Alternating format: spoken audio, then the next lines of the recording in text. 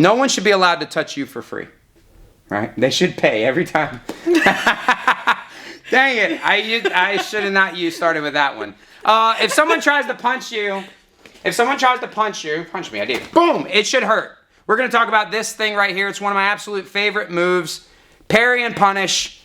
We're gonna parry the punch and punch their face all in one move. You think, great, Mike, I just learned it. You just showed it to me. I know that move. I'm gonna show you some details to make this thing super duper high percentage and super duper safe. I know what you're thinking too. You're thinking, look at these flipping sweet matte black on blacks. And you're like, Mike, I haven't seen those. Stay tuned, they're limited edition. You can't get them yet, but you're gonna. The S5s, the Rev Gear S5 All-Rounder is the official glove of Hard to Hurt and RKM. Do you want $500 worth of free Rev Gear stuff? Because I want to give you a $500 Rev Gear gift card. I want to give it to you. I'll give you one this month, and I'll give you one next month. There's a link down in the description below to go get registered to win a free $500 Rev Gear gift card. The first and most important thing we got to do is parry the punch. She throws a jab, as she should. That's what she's supposed to do. She's supposed to be jabbing more. You're supposed to be jabbing more, by the way. I need you to throw more jabs. Okay. Thank you. Got it. Excuse us. She throws a jab, I parry it, and then I got to punish it. There's all kinds of problems that we have to solve, but the first one is that one. We got to solve that problem. Parrying a punch defensively is difficult for beginners. What you'll see is beginners will reach for punches and punch, swat at bees. They'll parry punches that aren't there because it's scary. This person's going to punch you in the face. What would be easier? I'm going to give you 3 scenarios. You got to take a test. Scenario 1, you've studied for the test, then you go take the test. Scenario 2, it's an open book test. Scenario 3, you wrote the test. Which test is going to be easiest to take? Number 3. Right, duh. What that means is, I've studied for the test. I know what parrying a punch looks like, and I'm waiting on Natalia to throw a jab, and I parry it. Now I'm on my back foot. It's too late for me to answer. I studied for the test. I kind of knew some of the answers. That's that one. Open book test, I know when Natalia's jab is coming. I step in, Natalia's going to jab me. Oh, man. Boom. Boom. I can reasonably predict if I step in, she's going to do it. Boom, this gets me a little bit better bite. That's the open book test because she's an open book. I know when she's going to jab. All right. The last one is I write the test. I wrote the question. Of course I know the answer. You don't even know. You ever had one of those teachers, you know the teacher's an idiot, you know they wrote the test questions, and you have to pick the answer that they think is right, not the one that you think is right because you know your teacher's a moron? I had an instructor at the academy that was like that. Yeah. There was the right answer and then her answer, and I had to pick that one. She was a moron. If I come walking forward, I know Natalia's got a jab. She has to jab. So that's the first thing. We don't want to react. I don't want to predict. I want to make her jab. Go ahead. She has to jab. So here's how we can start to make that happen. One is by good range management. That comes just from lots of reps and lots of practice against lots of different opponents. But if you want to get better at parrying and you don't want to make your parry slow, we're going to put on Shane Faison calls it the binoculars, and he turns his pinkies out. I used to always do this, and then Shane had me start turning my pinkies out, and my parry started going up. Because if I'm doing this, what is Natalia going to aim at? My forehead. Now, if I want to use head movement, this makes it a lot easier, especially once my head gets good and slippery and sweaty. She's going to aim at my forehead. But I want her to aim at my chin, or my nose, or my teeth. So I present her that target. She's going to aim there. She has to. She should. All she wants to do is punch me right in my mouth. I mean, theoretically, if we were fighting, that's not what she wanted to do. All she wants to do is get her fist in there.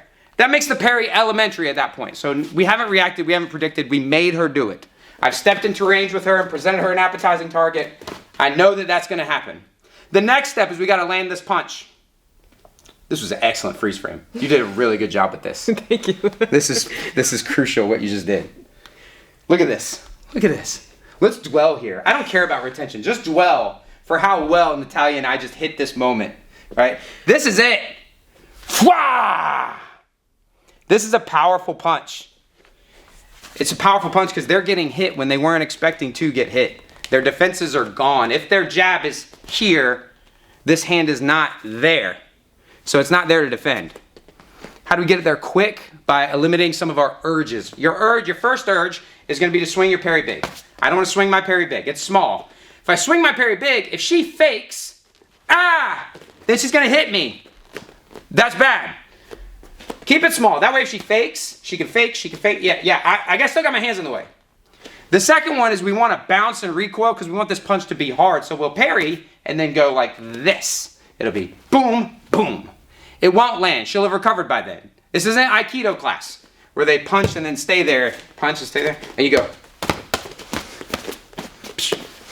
Right? It's not that. It's not going to happen. We got to go. That quick.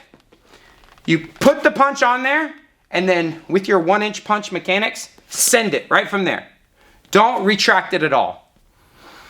You could get away with retracting. If you really did a great job forcing them and you really bounced it, you could get away with that. If you've observed their tendencies and she does some bullshit like that, like try to fade away. But you should, I like to think of a rocket. You know, and the rockets come out of the bottom of the jet. They go shh, and then straight forward. I like to think that way. Or I had a coach that described it as skipping a rock. You know? Boom, bop. Like skipping off the punch. But it's one motion. Shh, like that. You can reasonably predict that if you give them a good target and you approach in jabbing range, that they should jab. They're supposed to. They're doing what they think is right, and you're making them feel like that was a bad idea.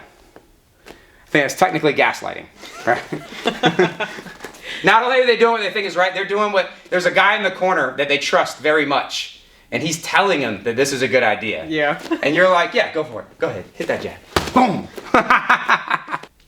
Good job. You spent your whole life, you know?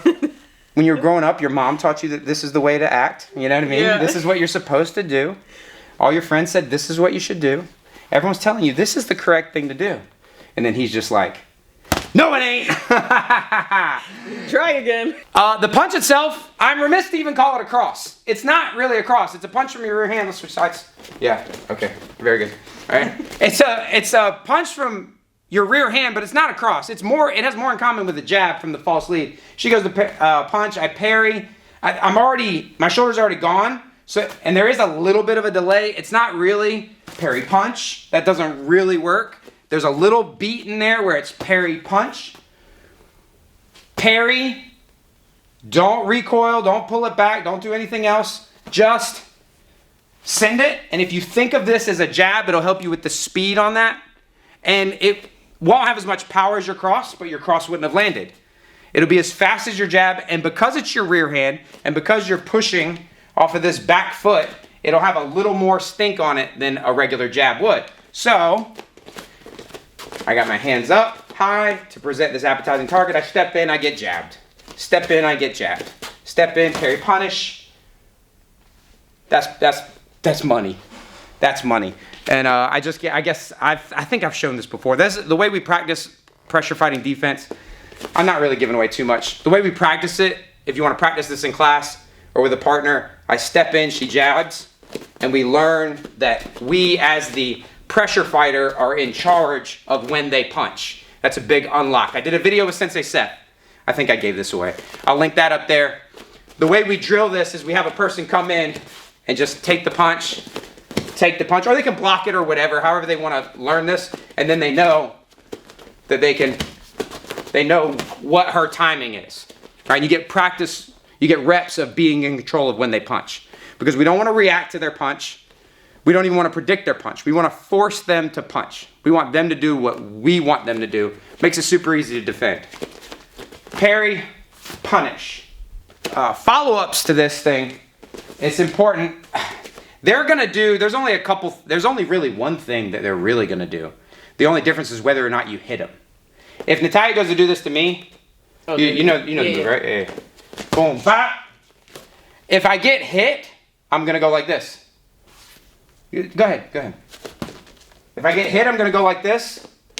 If I don't get hit, I'm still going to go like this. My only route is that. It's hard to get countered while trying this for a couple of reasons. One, their jab is already out.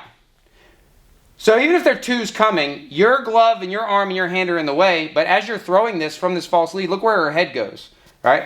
Her head goes outside of that.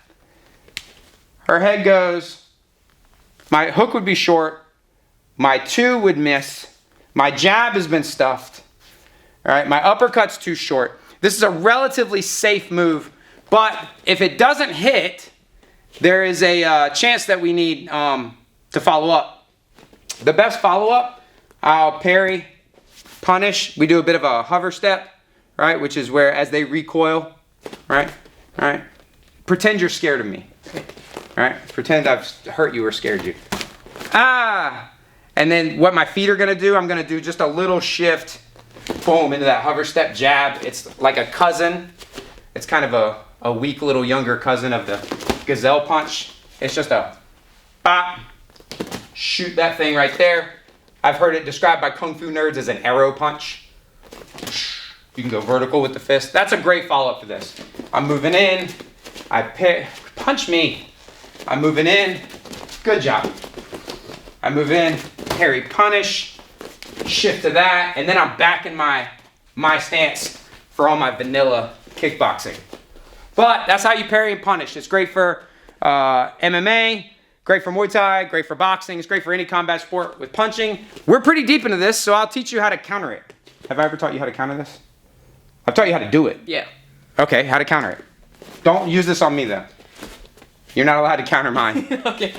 Let's say that she is parrying. Use your hand. You're a street fighter now. Oh, okay. Use your hand. Okay. You have hands. Natalia always thinks she has boxing gloves on. Parry, punish. Ooh, scary. The problem is, this is tuck your little thumbs in. Boxers, man, boxers, ugh. They're looking at you. Don't look at me. Parry, then close your fist. Yeah, she's like open hand, then parry hand. Boxing gloves do kind of mess you up because you don't make a real fist in them. Parry, punish. Ooh, this is bad. This sucks, like trying to put this hand up to block because she's going to come around with the left. She's going to do all that other stuff that we were talking about. And this sucks because she'll just hunt me down and pursue me. So, I've jabbed, freeze! This is the moment. This is where it gets real bad. I've already got a shield in play. I just got to bring it to bear. I turn like that. I'm just going to use my forearm. Oh, shit, like that, right? Bah, oh! Bah, oh! It could be a sort of a panic thing as you're pulling away, or we could go. I made her do it because I know that she's been looking for that. Oh, she got me with it one time. I know that she does that. Hey, bow, bow. This is more Kung Fu nerd stuff. This is called Bong Sao. Bong Sao. If they get past the forearm, if you're late, you can shoulder roll off of it. That's still the same motion. It's like can you do that one? Jab, jab, parry, punish. Lift this high, throw like a left hook with it. Yeah, but high, like loose, like I'm teaching Natalia Kung Fu in real time. See this right here? Okay. It's like a wing. No. Up. Up. Like you're trying to lift me into the air, like this, and you're trying to lift me that way. Okay. Like a shrug. Like, yeah, like that. I'm gonna parry. I'm gonna punish. Hey, there you go. And this arm can be just, it could be. Okay. Yeah. Boom. Yeah, that's it. And if I get past your forearm, shoulder. Yeah, that's it. That's how you defend it.